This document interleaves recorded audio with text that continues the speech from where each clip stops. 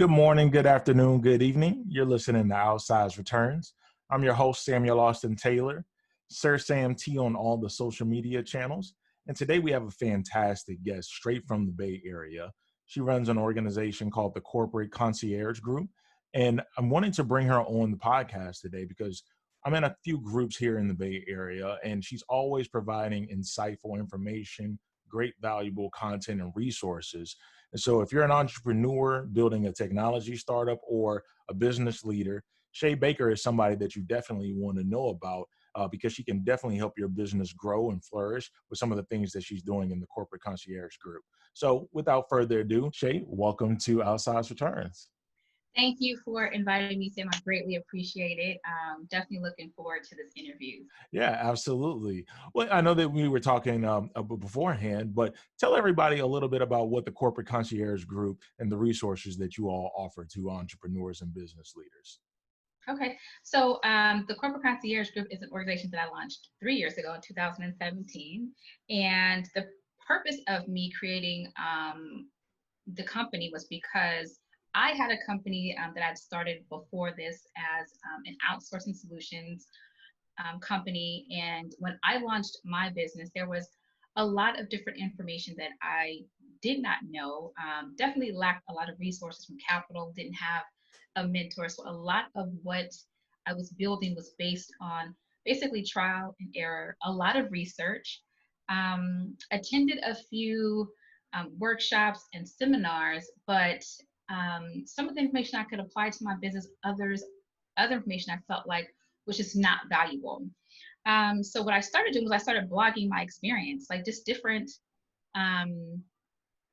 things that I would run into as I was building my company, and just kind of giving new and aspiring entrepreneurs an idea on what it's like to build without having this support system behind you or access to the information that you need, and kind of just documenting some of my mistakes in terms of like creating operating procedures and like how that will help streamline your processes, to just different mistakes that I made in terms of, for example, the company that I had at the time, it was an outsourcing solutions company that we provided workflow operational type of services for. So, and it was for large financial institutions and mortgage companies. And in the event that a mortgage bank would say like, hey, listen, I have this audit that's coming up and we need to be able to bring in additional resources to have to help us audit these files, they would contact us. Some of the issues that I ran into was specifically related around payment. A lot of organizations at that time would pay companies, servicing companies like myself, on a 30 to 45 day cycle. And I wasn't prepared for that. So that meant that I was always operating in the red because I had no additional income coming in between those 30 and 45 days. Right. I wasn't prepared for that. So just documenting things like that kind of would give someone who was probably thinking of launching their own like business support company and how to negotiate your contracts so that you can receive payments within a certain time frame when working with those type of organizations. And then that led me to hosting free webinars, different types of workshops that kind of educated people about how to build businesses. And I wanted to learn about different industries. So what I would do is I would learn a specific industry in terms of how to build a business, and then would create either an ebook or a blog post about it, and then host a webinar educating aspiring and new entrepreneurs on how to build and grow their businesses. So if we're talking about podcasting, you research how to create a great podcast from start to finish, then have a webinar. Okay, got it. Yes, just to exactly. Okay. And so that led me just to kind of listening to the feedback of the entrepreneurs who would read my blogs or who would attend my webinars, and getting feedback from them in terms of what other type of information do you need? And a lot of the feedback that I received was, mentorship. I just need a support system to keep me motivated. So that's when I launched in December 2017 was an entrepreneur support group here in the Bay Area because part of an organization called YBSF, Young Black in San Francisco. Several entrepreneurs are in that organization or that group, and we would meet at least once a month, and we would discuss what our business challenges were and what resources they were in need of, with the goal of connecting them to those resources. And that expanded to me, fast forward today, to consulting with startup companies and working with aspiring entrepreneurs, but then also working with founders who are building startups. So yeah, a long journey. Yeah, super long journey, but it's one that I think entrepreneurs, one, need, and two, are always constantly in search of, because your advice, Yeah. maybe they think that it's appropriate, maybe not. And each type of mentor or coach that they run into, it's kind of hit or miss because it's all contingent based on the entrepreneur. That's why, one venture capitalist that could have success may pass on this certain investment because he doesn't think that it's a fit, or the vertical Yeah. is not the right time, etc. And another guy or gal, thinks that this opportunity is a no-brainer and is a slam dunk. And so you have to kind of meet a number of different people because each person kind of thinks a little differently and articulates their messaging and mentoring a little differently as well too. Yeah, that's super interesting. What do you think is the biggest missing component in terms of strategic planning from entrepreneurs that are trying to build their business? Are there any similarities that most entrepreneurs make this mistake in the first 12 to 24 months when building their business? I think that what I found is entrepreneurs tend to think I have to build at a fast pace, like I have to scale at a pace that is comparable to that of my so-called competitors. In actuality, I think that one perspective of building is to think of it as building your business in stages. So once you understand what stage that you're at, then you can know how to build strategically in that stage. And then on top of that, just realizing that, obviously it's not a race, but if you can build at a pace that's conducive to you being productive and also seeing success, then it might not necessarily be beneficial for you to scale at a fast pace. So I always tell entrepreneurs is to, like, depending on what stage that you're in, if you are in the pre-seed stage, then you should be focusing on, like, your, building a minimum viable product, to attracting and retaining customers, to and then the next phase should be, once you attract and retain customers, then you start focusing on how can I grow and or scale these customers at this point. So I think that if you look at strategic building from a building block perspective, then you could be more efficient as an entrepreneur. Gotcha. And I think those similarities, a lot of people talk about, the same thing that you did to get from idea to pre-seed is going to be vastly different from your Series A to your Series B, and from your Series B to your Series C as well too. Yeah, that makes a lot of sense. What do you think is the best way for entrepreneurs to grow their tribe and their following? The reason I started this podcast is I have a lot of entrepreneur friends like yourself that are building businesses, and they may, make one Instagram post or one blog post, but unless they have a social media manager that's really documenting from start to finish their whole entire journey, I think some of the content that they could be creating, they're not doing so just because they're so invested in their business. By documenting that piece of whatever their journey is, it kind of helps build their tribe or their following, because you seeing somebody pack up a bunch of boxes for this subscription business would kind of get more eyeballs and attention to some of those entrepreneurs. What do you kind of suggest these guys and gals do to build their tribe and their following so they can get more customers from the attention that they can inevitably be documenting? Well, a couple of things. I think we live in a society where people do not respect the um, they don't respect the grind in between from when you start up until when you see a certain level of success. 100% And agree. 100% agree. it's glorified that you reach a level of success, Yeah, and there's always clearly this missing piece, which is, what did you go through to get to that point? You always absolutely. hear about the entrepreneur who quote unquote found success overnight, but in reality, this entrepreneur has been building for 10 years, and even the entrepreneur has been building for 10 years.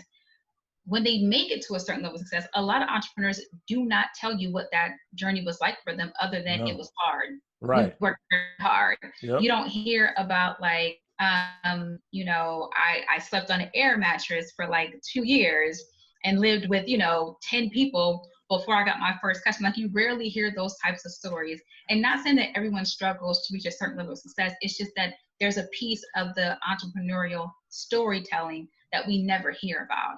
Absolutely. So I think that's why a lot of entrepreneurs are saying, well, I haven't arrived, so I have nothing to document. When in actuality, it goes back to what you said, is if there was an entrepreneur that was showing themselves, packaging their products, or even going to the post office and mailing them, that's Yeah. still inspiring to someone, because you started with something, and you clearly are showing us that you have customers in which you are servicing with your products. So I will say that, we have to really reimagine what success is Yeah. today, I think. Yeah. I agree. I think being in the Bay, there's so many entrepreneurs out here that are building tech startups and Yeah. just businesses in general. But you have the ability to actually see first and foremost kind of the hard part of entrepreneurship, because you see people sleeping at the train station, like in their cars, or living with 10 people in a 1,600 square foot apartment. Like, I know people like that, Yeah. not tons of them, but I've come across a few of those guys that, have 5,000 downloads in the App Store now. And so having seen that journey, and they're the guys and gals that I'm talking about, they're not documenting or showcasing that piece of content, because that's really the story. Because if they inevitably do make it, we know because we actually saw it, but nobody else does. They'd only see kind of the end result, when the cake is already baked. So, Right. yeah. Um, But going back to what you said about building yep, your tribe, yep. um, that there's something I feel that's also missing from building a company, and that aspect is community. And I do feel like sometimes building community is an afterthought for entrepreneurs, or some entrepreneurs feel like, well, if I don't have like a lifestyle brand, then what's the purpose of me having a community? Mm-hmm. But I feel like if you're like a web developer, your community could be your peers, which are web developers, or your community can be those that would be in need of your services. Mm-hmm. It's and the thing about it is, building community, obviously it takes a lot of time, it takes a lot of effort, Mm-hmm. but at the end of the day, you can convert a lot of those community members into actual customers and brand ambassadors, Yeah. where they're consistently highlighting either your company and what you're doing, as well as purchasing your products. Right. So I think, again, a lot of entrepreneurs feel like, the type of business that I have, I just don't see the value in building a community, versus others might think like, well, it's too time consuming for me to Mm-hmm. focus on that, and they don't see the value in it. Others see the value in it, and they build companies around communities. So Mm-hmm. it What, works. in terms of building a community, what areas of suggestions do you have for the entrepreneurs that we're talking about? Should they build a community through a Facebook group, or should they use master networks, or does it matter? You just need to have a central place where some of the like-minded people that are attracted to your brand or your product or your service can kind of meet and talk about what new features and some of those other things. I think it's a combination of both. I Okay. started building my community through in-person events, because I feel like you can develop a better sense of someone's personality in person. Mm-hmm. And obviously we're in, due to COVID-19, you cannot do in-person events, but Yep. I would suggest like any online platform where you feel like your target audience maybe is a great way to start.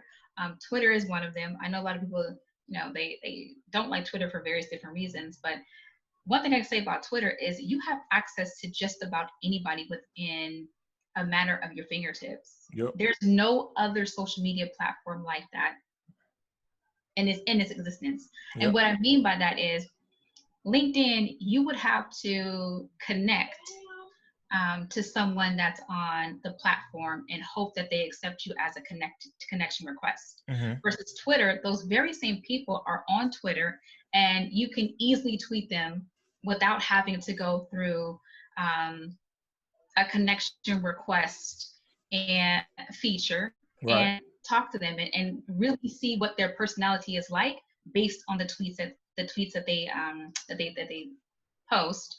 Or if there's a company that you want to work with that you can see yourself partnering with as a brand partnership, those brands are on Twitter and they respond like that because they have these social, obviously they're on social media for a reason. Yep. But you're likely to be able to pitch your idea or access someone on that team of that company via Twitter than you are on LinkedIn, unless someone on LinkedIn actually introduces you or you're connected to that person. So yeah, it's funny you mentioned that because I was on Twitter from 2009 to about 2016, 2017.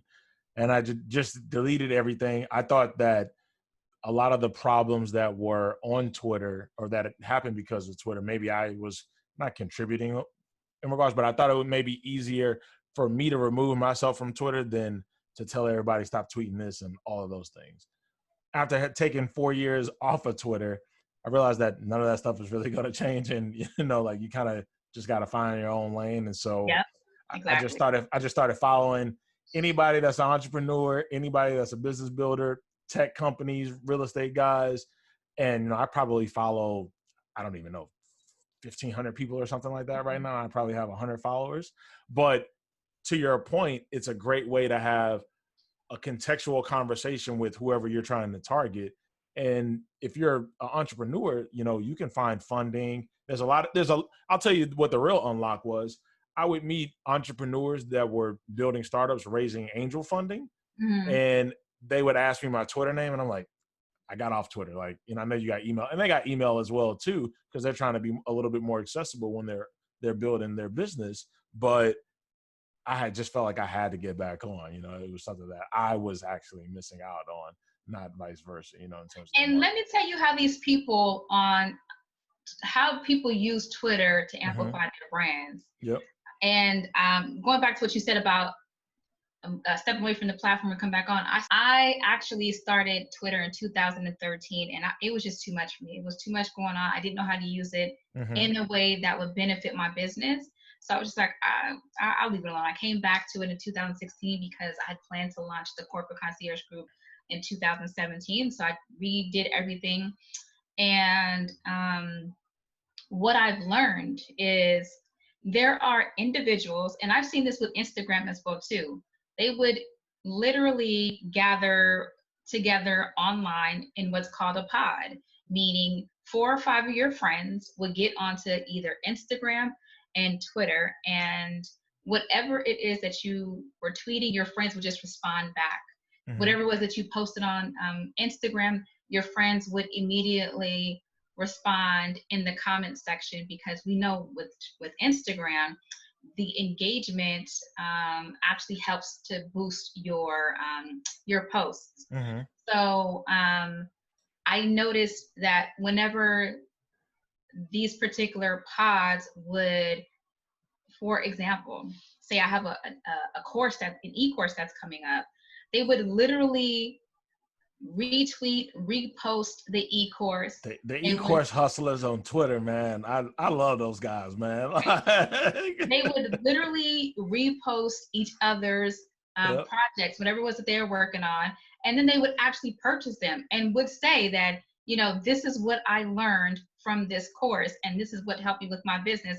Because they're literally putting each other on, not mad at the hustle, but they found a way to make a way for all of them to get paid, in a sense, for all of them to increase their brands. And the thing about it is, like, each of those individuals within that pod has their own following. So what's happening is, as they promote each other's projects, they're literally cross promoting, Yep. and promoting each other's brands on each other's social networks. So your projects are being seen by an audience you don't have access to, who are not your followers. Yeah. And that's how a lot of those entrepreneurs and those side hustlers are able to amplify their brands using those platforms. And it works.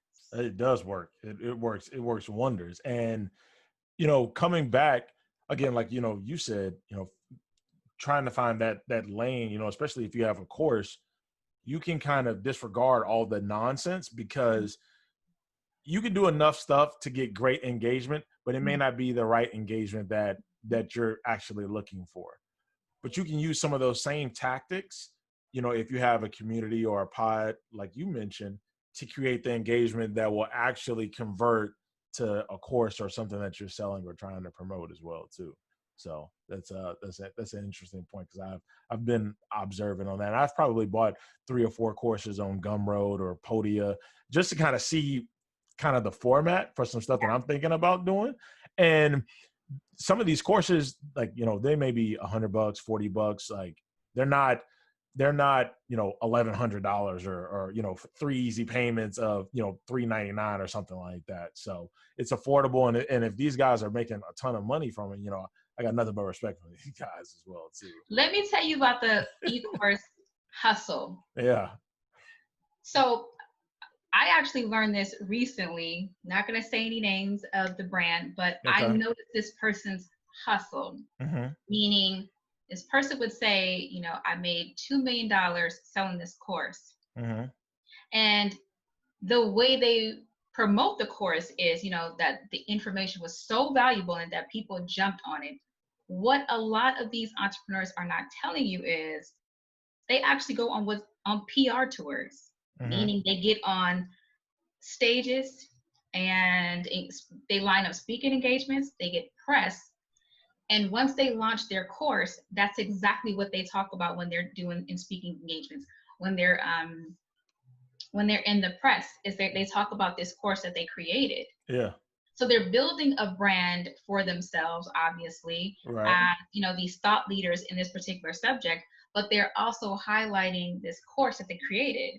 So it, the idea that some people may have is, if I create a course, then people are going to buy it because it has this great information. But the reality of it is the other part of that is you have to literally promote yourself in a way that you are visible across various different audiences, which means you have to, what I'm seeing is that a lot of course creators are literally going on press tours, literally putting themselves in every single media publication that you can think of. Again, asking or lining up speaking engagements on various different podcasts, promoting themselves and their courses. So that's what's helping to sell the course. Not that the fact that they just created it, but because they've essentially went on this press tour to promote it. Yeah. Smart. I mean, it's I think, I don't know if I heard Gary Vee say this years ago. I listened to a lot of podcasts, and I always have, because of the former job that I had. I would spend a lot of time in the car, listen to a lot of podcasts. I'm going to give him credit because it may have been him. But what he was talking about was everybody needs to think of themselves as a media company / whatever they do. Yeah. And that really resonated with me because, if you look at Rihanna is a media company, i.e. like musician, but now she sells Fenty or whatever else that she does that's made her way more money than any album that she ever could have put out. And you see this formula over and over and over again. And I think that's kind of the that's kind of the frustration that I have with it's not a frustration, but I think that's what I would suggest to some of the entrepreneurs is that one, if you're bold enough to pursue this bold idea that you have, documenting those mistakes and those hardships, that is going to be the secret sauce that propels you to actually, get this $100,000 check. That venture capitalist wants to know that you're sleeping in the car, you're doing everything that you can, you're living on $6 a day or whatever to have your dream come to fruition. And not documenting that is a huge mistake, because later on, 10 years from now, it could be repurposed content that you can leverage into something else, for one, but also that story of that journey may be the thing that gets you what you need to get you from Series A or from pre-seed to Series A and so on and so forth. I think that's a good segue, because I'm assuming that you identify as a Black woman, correct? Yeah. Or am I wrong? Okay. Yeah. Just wanted to make sure. I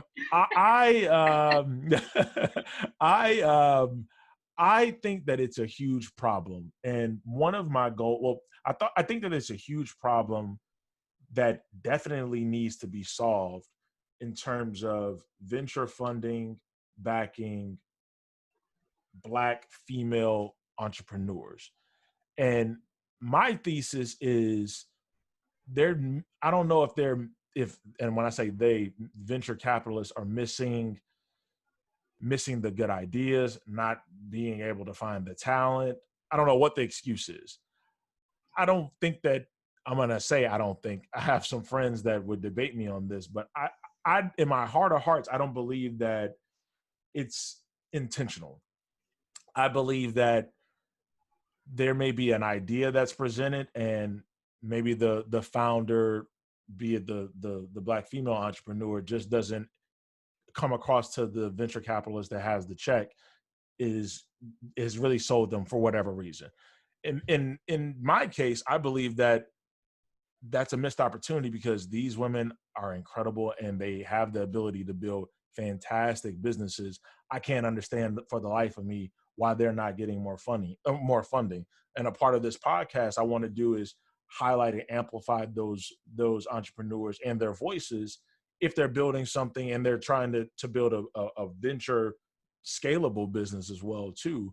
What do you think is kind of the biggest reason that Black female entrepreneurs, tech entrepreneurs specifically, aren't receiving venture capital funding for some of the businesses that they're trying to launch? Well, unfortunately, there's a number of factors, but one of the main driving factors is racial biases.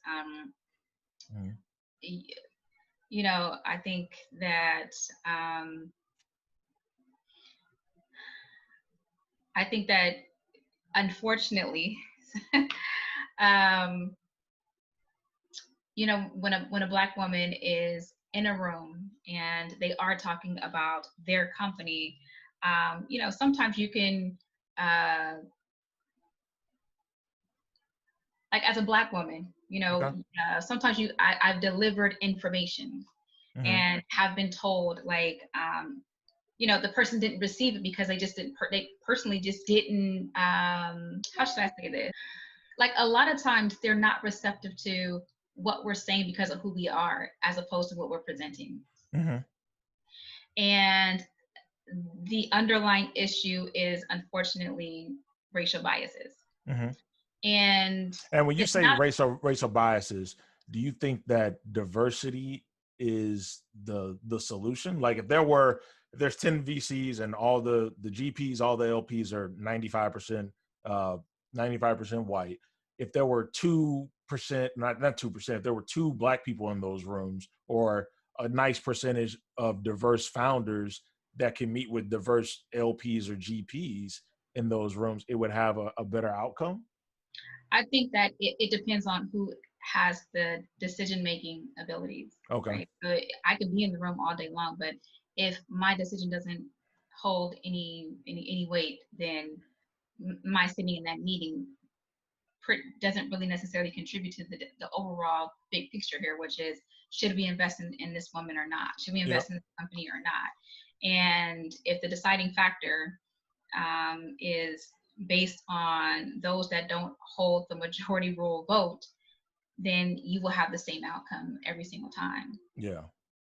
And that's what a lot of Black VCs who actually work within in general partners and those that work within the industry consistently state, is that if we don't have the ability to make decisions on these deals, then me having a title pretty much doesn't enable me to make an impact. And that impact is being able to make the decision to say, yes, we should invest in this founder for this reason. Yep. And so I also will say that a lot of times it kind of goes back to what you said earlier when you said that sometimes VCs don't necessarily understand either the market or the product in a way that either makes sense to them, or they're not used to seeing. I think another problem that there is VCs and a lot of people within the ecosystem believe that there's one way to build a certain type of company. This is what you should be doing to build an e-commerce company. This is what you should be doing when you're building a subscription-based company. The problem with that is there are a number of ways to build a company. There's a number of ways to reach a level of success. And I feel like if these companies don't fit this box, then those VCs believe that this isn't a viable business. Right. Or not that it's not a viable business, but I just don't see myself investing in it because it's too risky. And that's really telling, because a lot of times what I've seen on Twitter is a lot of these VCs will have these meetings with these founders and will get on Twitter and talk about the founder was unable to tell us what the market size of their startup, and this is why we turned them down. But if we probably heard the conversation, we might have heard the founders state what the market size was, but maybe the VC probably did not understand the value of that particular product or service within that market space, which is why he's saying, or she's saying, that they just don't see that product being able to compete in that space. So I think there's a lot of factors that are playing into the inability for Black women to get funded, but a lot of it, unfortunately, the underlying issue is racism. Yeah, I would love for there to be a fund that was the size of Andreessen Horowitz or Sequoia or any of the major players that dedicated $100 million to Black founders, only Black founders, because I think that with that kind of dedication, they can see the returns. And and honestly, maybe it needs to be even bigger for a longer time frame. Maybe it needs to be $1 billion over a 10-year time frame. It does. I mean, create 10 funds, do whatever you need to do. And from my perspective, I think that racism, unconscious bias, may be two issues. I think that they're just missing a huge, huge money-making opportunity in addition to those issues, which are probably more than likely, the real reason behind it sometimes as well too, which is unfortunate. And I hope that conversations like these and building our networks and cross-referencing, individuals that we know, can help, to decrease some of that as well too. Where can people find you if they're looking to work with you? If they want to expand their ecosystem, gain some resources, where can they find you at? Well, I am definitely on Twitter. So my Twitter information is Siobhan B. Oh, I'm sorry, Siobhan CEO. I'm definitely on Instagram, the Corporate Concierge Group. I am, the name of our website is ourconciergegroup.com. So if they want to be able to find me, they can find me there. And I'm definitely on LinkedIn. Okay. So yeah. Okay. I'm on all platforms. Well, we thank you for your time. Thank you for your insight. When things, I don't know what the new normal is. I don't even know what to say anymore. Like whenever things go back to normal, I don't know if it's kind of weird. I need to do a mental health check-in. How are you doing? Are you still you taking your dog for a walk or running outside? Are you getting some fresh air? I don't know if you have a dog or not, but I went and played golf yesterday, and it was just a good idea just to get out of the house. And yeah, I'm an extrovert. Being cooped up in the house is, I'm going insane. Yeah, You me know? too. Like I think it's like that restriction of freedom is what I'm not used to. Like I like just Yeah. being able to get up and go to the store.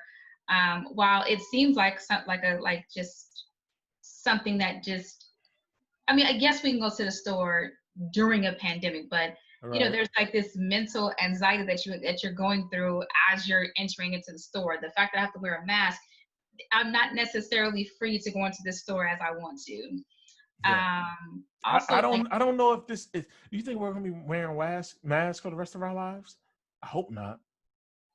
Like, and like I like, talked to enough people and they're like, man, I don't know. Like, we need a vaccine. And I get all of my information from doctors and billion-dollar companies. And I'm like, listen, this NFL season is gonna get canceled. Like, Roger Goodell is talking yeah, about, we're going way off topic, but anywho, I don't know what this new normal looks like. And I like being outside. I like meeting my friends for drinks and just hanging out. yeah, Like, exactly. yeah, this is weird, man. And not just that, So, like, we went through this political unrest oh and my the gosh, protests, man. whatever. So I feel like we got hit with like all from all sides. Yeah, You like know. that's another reason. That was another reason why I decided to remove myself from Twitter, was because so much negativity. I Yeah. mean, if you want to go viral, all you gotta do is post a bunch of negative, degrading, Yes. you know, comments or pictures or videos. Those will get amplified, Yep. retweeted, and it's just always in my face. And I'm like, oh my goodness, let me just take myself off the platform. Like, this is not going to stop. Like, I can't tell people to stop retweeting this enough and not still receive some of that. So I'm like, let Yeah. me just remove myself. So yeah, like, we've gone way off course, but You can also create lists so that you're not having to like. I do that. Yeah. Okay, good. The other problem with that though is I follow every venture capital firm. I follow every good tech startup. They don't tweet. Like, Yeah. they're Yeah. not active. So you're at the top of the tweets. I'm like, okay, well, let me just go back to the other side. And I think I've built that muscle to just ignore a lot of the nonsense. But then that tells you, like, not saying that people who are on Twitter all the time are not working, but it kind of gives you an idea on who's really working, who's not. Like, who really, some people don't have time to tweet, Yeah. every 5 minutes about what their every move is. That's one thing I noticed about Twitter is like, some of those that have made it, they tweet their every move Yeah. on there, Yeah. and of course they're talking about their successes, but it's like, how are you reaching this level of success, but you're always on this app? Right. You can see all their tweets back to back, and it's just like, when do you work? But yeah, that's Yeah. another story by itself. But yeah, I That's can. that's why video is so important, because a 5-minute video just recapping whatever you did today or this big failure is kind of a big idea. Like, I think that is a story that can be rebranded over and over and over again. Like, look, I had to sell my townhouse in order to start this business. And, talking to my wife, like, tell them how pissed off you were, like, entrepreneurs need to hear that story, or vice versa.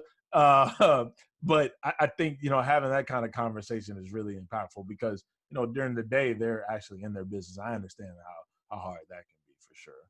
Oh yeah, like talking about your failures. Because for some Yeah. people it's traumatic. Like for some people it's like, they I can have see, they I can have see that as well gotten too. over it. Because Hmm. if you hear like a lot of these stories in terms of what people went through, being homeless, I don't care what anybody says, that is traumatic. I've Yeah. been homeless as a child and as an adult, and for Hmm. me it's really hard it's gonna be a long time to even talk about it to people and let people know, and let people know that at one point in my life I was homeless, because it was just like one of those feelings that I felt like those moments I was consistently reliving that I didn't want to relive. Hmm.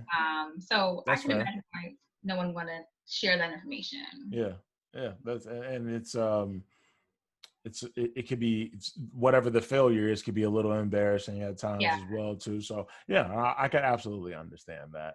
Um, Having said all of that, I do think that we still leave too much good stuff on the table, yeah, because, yeah, like, I look at, today, Master P is releasing the No Limit Chronicles on BET, and I don't know who is behind the camera documenting all that content, from when he was in New Orleans to moving to Richmond, California, here in the Bay Area. But that's going to be showcased. And I think that, that story is going to be highlighted. A guy took $100,000 and turned it to $100 million. I want to know how he did that, Exactly.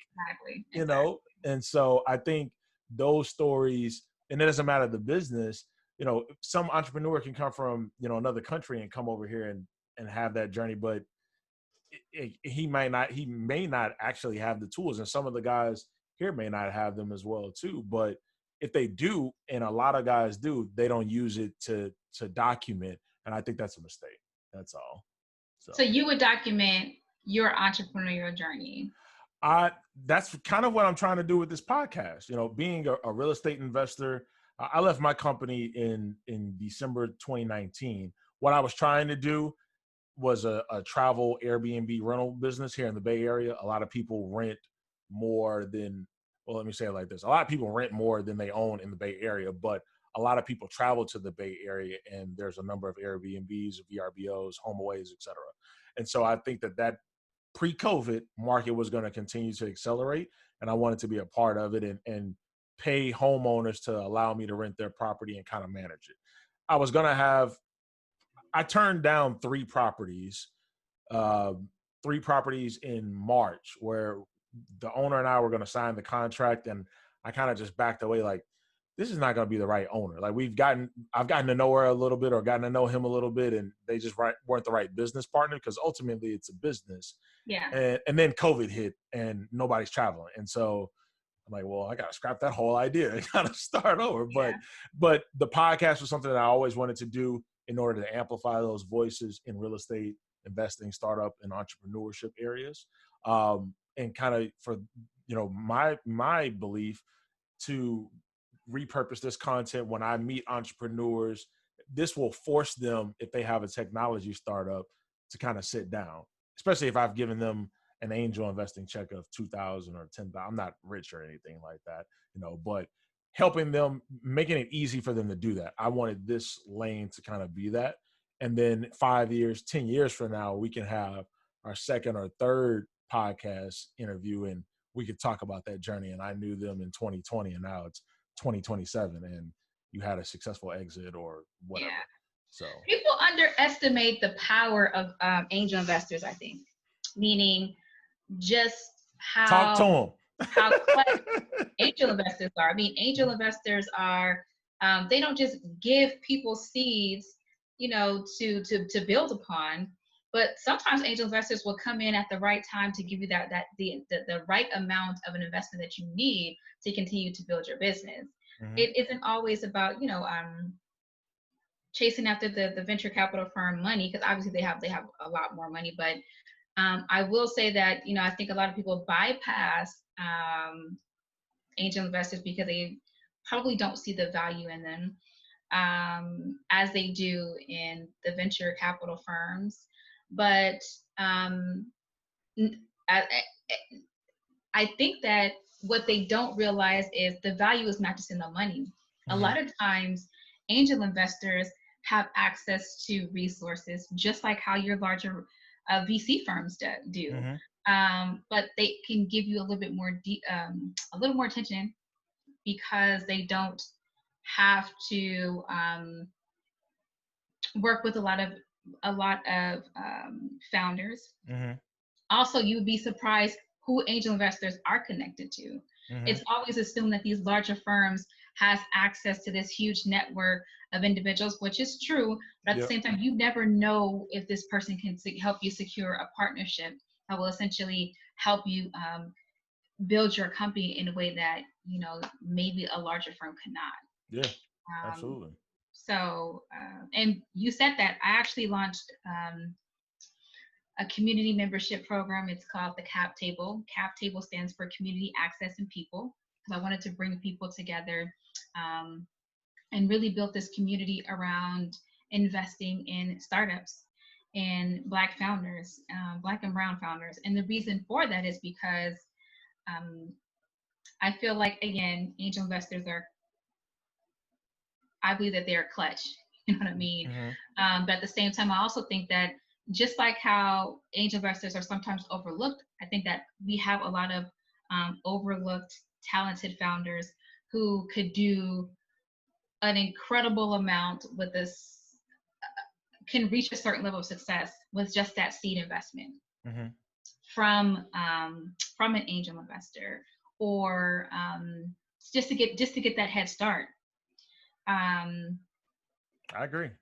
I also believe that if we can work collectively together and to be able to share resources and open our networks for these founders, for these angel investors, we will literally operate within our own ecosystem without having to rely on this larger ecosystem that's not inclusive and nor representative of who we are. Mm-hmm. So that membership program will launch officially on August the 1st, and I'm still taking registration. Where do they go for the captivity? Your website? It is on my website. Okay. So you should be able to register with the cap table on my website. Okay. Awesome. Well, follow Shay.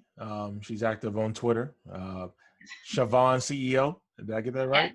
Yeah. Siobhan CEO on the Twitter. Fantastic episode. Thank you again so much for joining me on the show. Thank you for the invite. Yeah, absolutely. And everybody, take care. Have a good night.